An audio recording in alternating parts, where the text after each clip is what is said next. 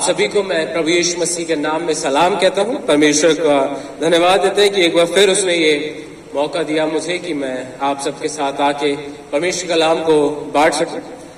अजीजों, आज हम सब लोग मदर्स डे भी सेलिब्रेट कर रहे हैं, तो मैं अपनी तरफ से, अपने साथी पासबानों की तरफ से आप सभी माओं को, जितनी हमारी मदर्स हैं, उन सबको मैं हैप्पी मदर्स डे कहना चाहता हूं। आज के लिए जो परमेश्वर कलाम हमारे लिए लिया गया है वो पाया जाता है पहला राजा उसका 17 अध्याय उसका 8 से 16 पद तक। पहला राजा उसका 17 अध्याय उसका 8 से 16 पद तक। यहाँ परमेश्वर कलाम इस प्रकार कहता है, तब यहोवा का यह वचन उसके पास पहुंचा, चलकर सिदोन के सारपत नगर में जाकर वहीं रहे। सुन, मैंने वहां की एक विधवा को तेरे खिलाने की आज्ञा दी है। अतः वह वहां से चल दिया और सारपत को गया। नगर के फाटक के पास पहुंचकर उसने क्या देखा कि एक विधवा लकड़ी बीन रही है, और उसको बुलाकर उसने कहा, किसी पात्र में मेरे पीने को थोड़ा सा पानी ले आ। जब वह लेने जा रही थी तो उसने उसे पुकार के कहा, अपने हाथ में एक टुकड़ा रोटी भी मेरे पास लेती आ। उसने कहा, तेरे परमेश्वर यहोवा के जीवन की शपथ, मेरे पास एक भी रोटी नहीं है, केवल घड़े में मुट्ठी भर मैदा और कुप्पी में थोड़ा सा तेल है, और मैं 2 लकड़ी बीन कर लिए जाती हूँ कि अपने और अपने बेटे के लिए उसे पकाऊं और हम उसे खाएं और फिर मर जाएं। एलिय्याह ने उससे कहा, मत डर, जाकर अपनी बात के अनुसार कर, परंतु पहले मेरे लिए एक छोटी सी रोटी बनाकर मेरे पास ले आ, फिर इसके बाद अपने और अपने बेटे के लिए बनाना, क्योंकि इजराइल का परमेश्वर यहोवा यूं कहता है कि जब तक यहोवा भूमि पर मेंह न बरसाएगा, तब तक ना तो उसे घड़े का मैदा समाप्त होगा और न उस कुप्पी का तेल घटेगा। तब वह चली गई और एलिय्याह के वचन के अनुसार किया। तब से वो और स्त्री और उसका घराना बहुत दिन तक खाते रहे, यहोवा के उस वचन के अनुसार जो उसने एलिय्याह के द्वारा कहा था। ना तो उस घड़े का मैदा समाप्त हुआ और न उस कुप्पी का तेल घटा। परमेश्वर अपने पाक कलाम के पढ़े और सुने जाए आशीष दे, आमीन। आइए हम प्रार्थना करें। धन्यवाद महान सामर्थ्य पिता, बड़ी आदर और दीनता के साथ तेरी हुजूरी में आते प्रभु जी। तूने हमें मौका दिया है कि हम तेरे कलाम को सुन पाते हैं, उस पर मनन कर पाते हैं। हम तेरा धन्यवाद देना चाहते प्रभु जी। और जब इस घड़ी तेरी हुजूरी में झुके वो अपने तमाम सोच विचारों को तेरे सम्मुख रखते हैं प्रभु जी, होने देना परमेश्वर पिता, इस कलाम के द्वारा प्रभु हम में से हर एक जन आशीषित हो सके। हम घटे तू बढ़े, तेरा नाम मुबारक हो प्रभु जी। हम तेरी सामत में बढ़ने पाए प्रभु जी, और जो तेरा कलाम हमें सिखाना चाहता है प्रभु जी, उसको हम पूरी तरीके से ग्रहण करने वाले हो सके प्रभु। हर एक चीज को प्रभु तेरी हुजूरी में रखते, जितने लोग हमारे साथ जुड़े इस कलाम को सुन रहे हैं परमेश्वरता, उन तमाम लोगों के लिए प्रभु हम आशीष मांगते हैं तुझसे प्रभु। उन्हें देना प्रभु जी, हर एक का जीवन, हर एक का घराना प्रभु तेरे अनुग्रह में, तेरी सामर्थ के द्वारा आशीषित होता जाए प्रभु। हर एक चीज को तेरी हुजूरी में रखते प्रभु, और इस दुआ को यीशु मसीह के नाम से मांगते हैं, आमीन। अजीजों, ये जो कलाम हमारे सामने पढ़ा गया पहला राजा उसका 17 अध्याय, यहाँ पे एलिय्याह भविष्यद्वक्ता के बारे में जिक्र है, और हम सब लोगों को ये जो विवरण है, ये जो स्टोरी है, नरेशन है, ये बहुत अच्छे से मालूम है। हमने बहुत बार इसे सुना भी है। कुछ चीजें हैं जो बहुत इंटरेस्टिंग है जब हम इस पद को पढ़ते हैं, पहला राजा उसके 17 अध्याय को। लेकिन यहाँ पे जब हम पीछे से पढ़ना स्टार्ट करते हैं, 17 चैप्टर की स्टार्टिंग से आप देखना शुरू करेंगे, यहाँ पे जब हम एलिय्याह नबी के बारे में देखते हैं, वहां पे उसका ज्यादा विवरण नहीं बताया गया है। जनरली हम बहुत बारी देखते हैं, अगर आप अलग अलग नबियों की किताबें पढ़ते हैं तो वहाँ उनका बैकग्राउंड, उनकी कुछ स्टोरी, उनकी कॉलिंग, विभिन्न तरीके से कुछ ना कुछ बताया जाता है। यहाँ पे बस उसका जगह का नाम बताया गया है कि तिशबी एलिय्याह जो गिलाद के परदेशियों में से था। इतना सा उसका इंट्रोडक्शन दिया गया है। और उसके बाद जब हम देखते हैं वो जिस बैकग्राउंड में वो आया है, वो ये है कि उस समय जो राजा अहाब है वो सबसे दुष्ट राजाओं में से एक है। उस समय के जितने राजा रहे इजराइल में, उसमें से सबसे दुष्ट राजा में से एक है, और उस समय के बीच में वो भविष्यवाणी करने आया है। परमेश्वर ने एलिय्याह को भेजा है। और यहाँ बहुत इंटरेस्टिंग चीज ये है कि जब हम इस नरेशन को देखते हैं, इस कहानी को देखते हैं, कि जब एलिय्याह, अगर आप आगे वाले चैप्टर में पढ़ते हैं, वहां वो बाल देवता के नबियों से एक मुठभेड़ करता है। और ये बहुत इंपॉर्टेंट हो जाता है कि जब वो बाल देवताओं के नबियों से मुठभेड़ करता है इस चैप्टर को समझने के लिए, क्योंकि यहाँ पे एलिय्याह जो भी चीज करता है, अगर आप पहले पद से आगे देखते हैं, वहां पे परमेश्वर ने उसे कहा कि तू जाके कह दे कि यहाँ पे इन वर्षों में मेरे बिना कहे ना तो मेघ बरसेगा और ना ओस पड़ेगी। वहां पर उसने कह दिया, परमेश्वर ने उससे कह दिया कि एक अकाल आने वाला, एक ड्रॉट पड़ेगा, तो जाके कह दे। और एलिया ने वही करा। और फिर आगे परमेश्वर ने एलिया को यहाँ पे दिखा है कि उसको एक ब्रुक के पास ले गया, वहां पर उसने उसको पानी पिलाया और एक पक्षी के द्वारा वहां पर उसको खाना भी खिलाया। और साल भर ये होता था। और जब वहां से पानी सूख गया तब वो आगे बढ़ा, तो परमेश्वर ने, यहोवा ने उससे कहा कि तू चलकर सारपत नगर में एक विधवा के पास जा। अब जब हम इस चीज को देखते हैं, देखिए जो बाल देवता है, बाल देवता के लिए कहा जाता है he is the God of fertility, है ना, गॉड ऑफ फर्टिलिटी और रेन, है ना, एक उपजाऊ चीज के लिए उसको जाना जाता था। लोग उसकी पूजा करते थे।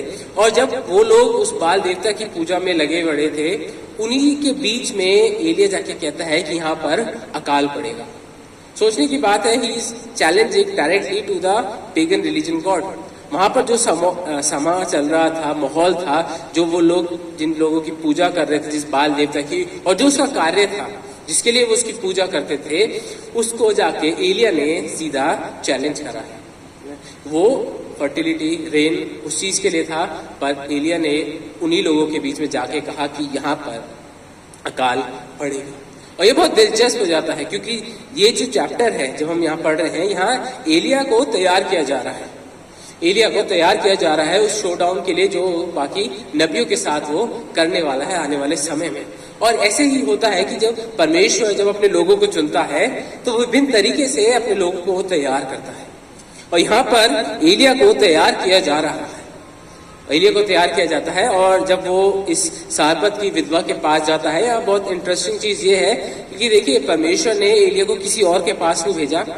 एक जो विधवा होती है उस जमाने में वो सबसे लो लेवल पे आती थी, सबसे वीक कह सकते हैं ना, एक सोशल सेटिंग में वो सबसे वीक होती थी, क्योंकि उसका पति नहीं था, जो उसका सोर्स था वो चला गया है, और वो सबसे वीक कंसिडर की जाती थी। तो परमेश्वर ने, यहोवा ने एलिया को वो सबसे वीक जने के पास भेजा है कि उसके द्वारा परमेश्वर एलिया को खाना खिला सके। कितनी ही विचित्र सी चीज लगती है ना सुनने में। नॉर्मली जब हम किसी को किसी के पास भेजते हैं तो हम किसी ऐसे इंसान के पास भेजते हैं जो उसके लिए कुछ कर सकता है, या जो सक्षम होता है, या जो स्टेटस में ऊपर होता है कि भाई ये इसकी मदद कर सकता है, ये इसके लिए कुछ कर सकता है। पर यहाँ यहोवा ने एलिया को सारपत की विधवा के पास भेजा है जो कि सबसे कमजोर है। और वहां जब हम उसको पढ़ते हैं, वहां आगे यही लिखा है कि उस औरत, वो विधवा कहती है कि भाई मेरे पास तो कुछ बचा नहीं है, थोड़ा सा मैदा है, थोड़ा सा तेल है, और मैं तो बना के खाने वाले, हम फिर बनने वाले हैं। यहाँ वहाँ प्लेंटी नहीं है, वहाँ स्कैरसिटी है। वहाँ उन लोगों के पास कुछ नहीं है, अकाल पड़ा हुआ है, उस विधवा के पास भी कुछ नहीं है, और उसके पास परमेश्वर ने एलिया को भेजा है कि उसके द्वारा परमेश्वर एलिया को तैयार कर सके आने वाले समय के लिए। और जब हम इन चीजों को देखते हैं, एलिया के साथ जो चीजें हुई, जो घटनाएं हुई, विधवा के साथ जो घटनाएं हुई, हम कुछ चीजें सीखते हैं इस चीज से। सबसे पहली चीज जो हमें समझने की बहुत जरूरत है कि हमारी जिंदगी में यदि हमें परमेश्वर ने चुना है, परमेश्वर ने हमें बुलाया है, बनाया है, हमारी जिंदगी में जो मुश्किलें आती हैं बहुत बारी, वो बहुत मुश्किल हो सकती है। Our trials can be very difficult. सबके साथ नहीं होता है, बहुत बारी इतने मुश्किल पे नहीं होते हैं, पर बहुत बारी हो सकता है कि हमारी जिंदगी के जो ट्रायल्स हैं, जो परीक्षाएं हैं, जो परेशानियां हैं, वो बहुत ज्यादा बड़ी भी हो सकती है। या जब हम एलिया को देखते हैं, उसके लिए आसान नहीं है। वो प्रोक्लेम कर रहा है कि सूखा पड़ेगा, वो जाके वहां गुफा में रहता है, उसको वो पानी मिलता है, वहाँ पक्षी के द्वारा खाना मिलता है, और जब वो सारपत की विधवा के पास जाता है, वो हर एक चीज करता है जो परमेश्वर ने उसे कही। पर वहां समझने की बात यह है कि एलिया के लिए आसान नहीं है ये चीज, क्योंकि वो प्रोक्लेम कर रहा है कि अकाल पड़ेगा। उसको ही मालूम, अगर मैं प्रोक्लेम कर रहा हूँ अकाल पड़ेगा, और परमेश्वर ने कहा है अकाल पड़ेगा, पड़ गया, तो मैं खाऊंगा कैसे, पीऊंगा कैसे, क्योंकि हर एक जना उसी स्थिति से होकर गुजरेगा। उसके लिए बहुत मुश्किल है। इस सारपत की विधवा के लिए भी बहुत मुश्किल है। उसके लिए कोई एक अजनबी, जिसको वो समझ रही है कि ये यहोवा का जन है, वो आके उसके पास कहता है कि तुम मुझे पहले रोटी खाने को दे, उसके लिए तो कुछ भी नहीं है उसके पास।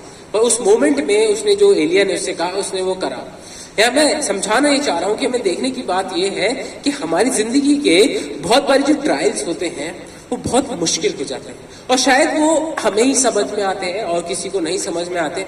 हो सकता है जो ट्रायल मेरे लिए आसान है है ना, मुझे लगता है कि ये तो आसान सी बात है या ये इतनी बड़ी परेशानी नहीं है, इतनी बड़ी मुश्किल नहीं है, वो आपके लिए बहुत बड़ी बात है। आपके लिए यदि आप उस घटना से होकर गुजरते हैं, आप उस परेशानी से होकर गुजरते हैं, तो आपके लिए वो बहुत बड़ी बात हो सकती है, मेरे लिए नहीं हो सकती। हम में से हर एक जना अपनी लाइफ में विभिन्न परिस्थितियों से होकर गुजर रहा है और केवल हम ही जानते हैं और हमारा खुदा जानता है कि वो परिस्थितियां कितनी मुश्किल हो सकती हैं और कितनी भयानक भी हो सकती हैं। हम टूट भी सकते हैं, हमें हो सकता है कोई आशा भी नजर ना आती हो, पर हर एक जना विभिन्न परिस्थितियों से होकर गुजर रहा है। और जब हम देखते हैं कि हमारी लाइफ में जो वो प्रॉब्लम्स हैं, वो ट्रायल्स हैं, वो बहुत मुश्किल हो सकते हैं, तो दूसरी चीज जो हमें समझनी बहुत जरूरी है कि जब आप ऐसी परिस्थितियों से होकर गुजर रहे हैं, जब आप ऐसे माहौल से होकर गुजर रहे हैं, जब आपको कुछ समझ नहीं आ रहा है, जहां आपको लगता है कि शायद कुछ नहीं बचेगा, शायद सब खत्म हो जाएगा, मैं आगे कुछ नहीं कर पाऊंगा, जैसे उस यहाँ पे एलिया और सापत की विधवा के लिए जो माहौल था, उस सब चीज के बीच में दूसरी चीज जो हमें समझनी बहुत जरूरी है कि जब हम ऐसी परिस्थितियों में हैं, यदि हमारा जीवन ऐसी परिस्थितियों में होकर गुजर रहा है, तो हमें दूसरी चीज जो करनी और समझनी बहुत जरूरी है कि हमें यहोवा के कलाम के ऊपर भरोसा रखना है। We have to trust and obey the word of God.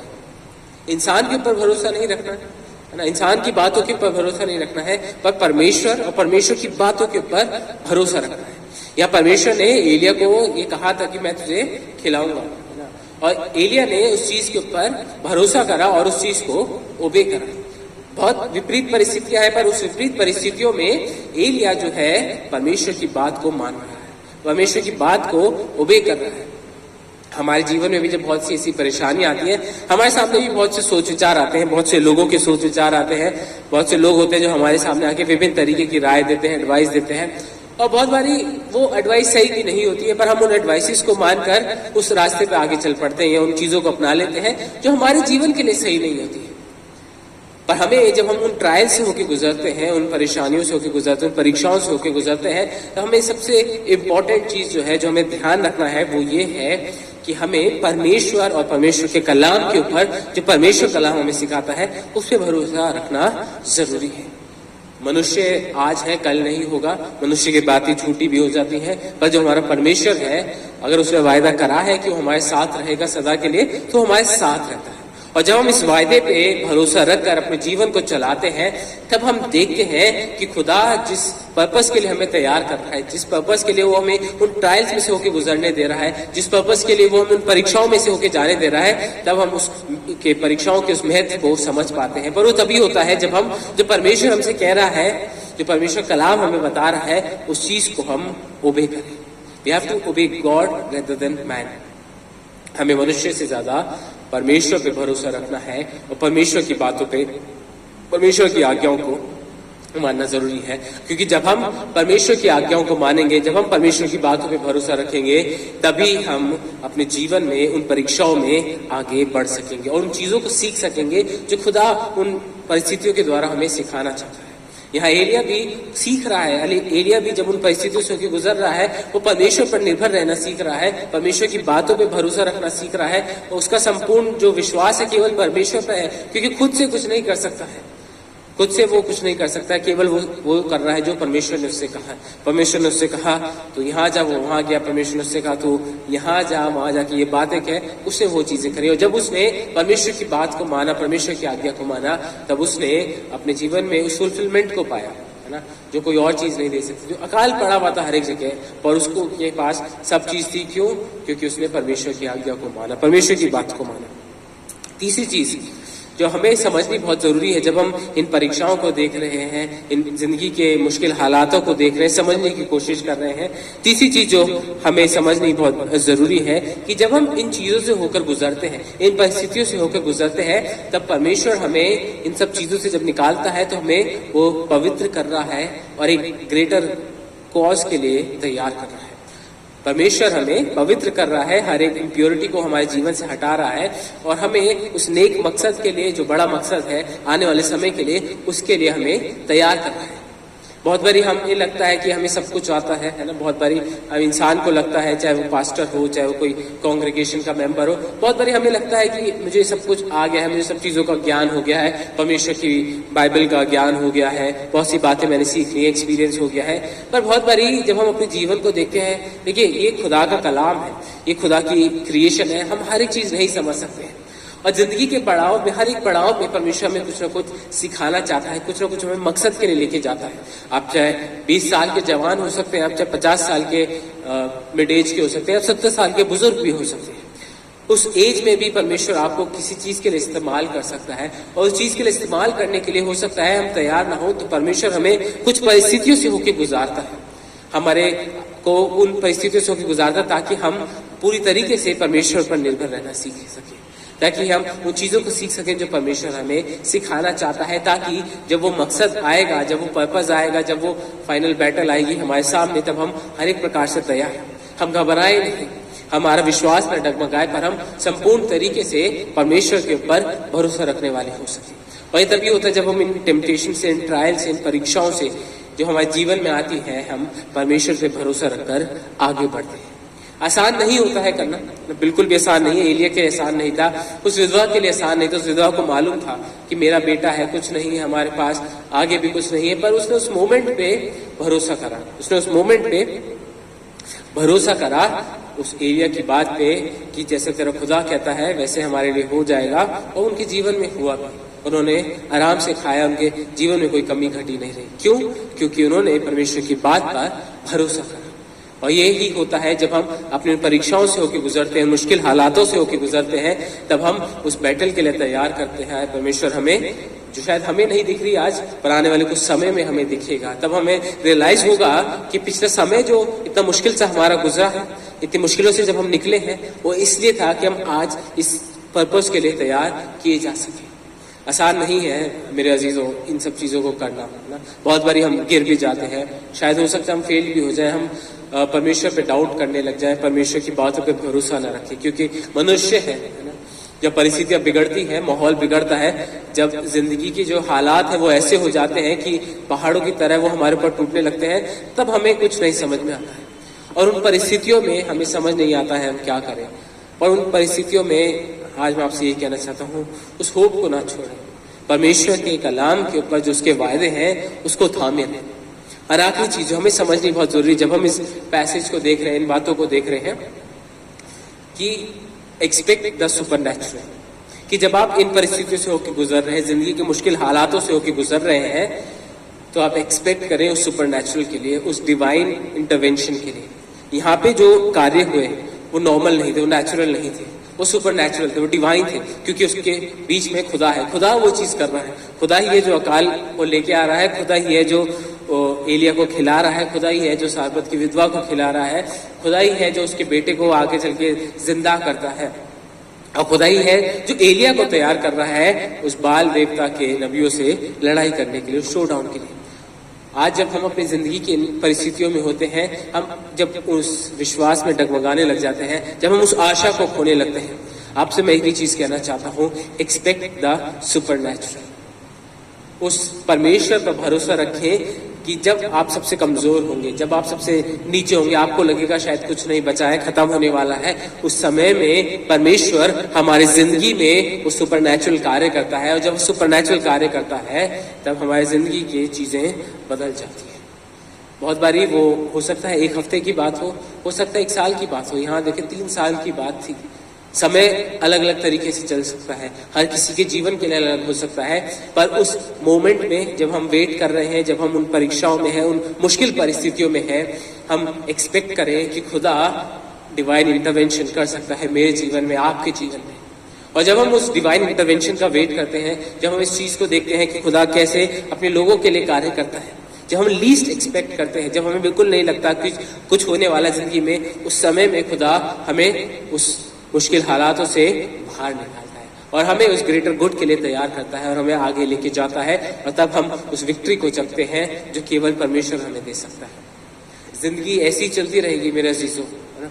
कुछ अच्छे मोमेंट रहेंगे, कुछ नीचे रहेंगे मोमेंट्स, कुछ हाईज होंगे, कुछ लोज होंगे, और हर एक उस परिस्थिति के बीच में हमें आशा नहीं छोड़नी है, पर हमें पॉजिटिव एक्सपेक्टेंसी के साथ उस खुदा के ऊपर भरोसा रखना है।